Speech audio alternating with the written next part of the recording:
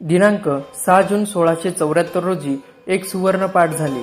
रायगडी लगबग सुरू होती. नगारखाना सजला होता.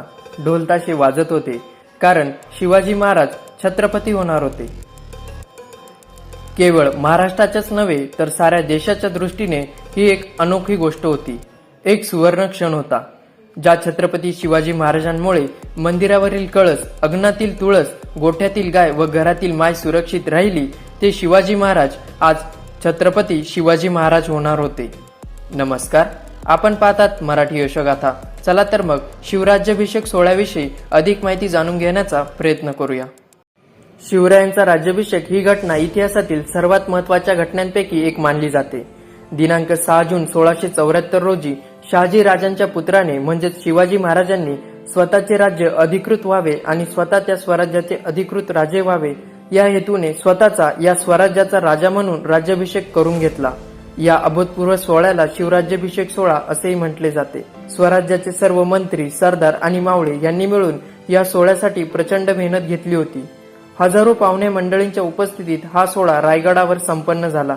राज्याभिषेकानंतर स्वराज्याला अधिकृत राज्य ही मान्यता आणि शिवरायांना स्वराज्याचे छत्रपती ही अधिकृत मान्यता प्राप्त झाली. अनेक वेळा आपल्याला प्रश्न पडतो की शिवराय हे तर आपले राजे, मनापासून आपण त्यांना राजे म्हणतो आणि मानतो देखील. मग शिवाजी महाराजांनी राज्याभिषेक का केला असेल? सर्वप्रथम आपण हे लक्षात घेतले पाहिजे की शिवाजी राजांनी स्वराज्य मोहीम उभारली खरी, पण तेव्हा त्यांचे स्वराज्य हे पारतंत्र्यात होते. शिवराय ज्या शत्रूंविरोधात लढत होते ते शत्रू आणि बरेचसे मराठी देखील शिवरायांना शहाजी राजांचा एक विद्रोही पुत्र जो शत्रूच्या राज्यात शिरतो आणि लुटमार, लढाया आणि चकमकी करतो अशीच ओळख देत. बाबासाहेब पुरंदरे आपल्या राजा शिवछत्रपती या पुस्तकात म्हणतात की महाराज हे अधिकृत सिंहासनाधीष्ठ राजे नसल्यामुळे लोकांना हे स्वराज्य खरे नव्हे असेच वाटत असे.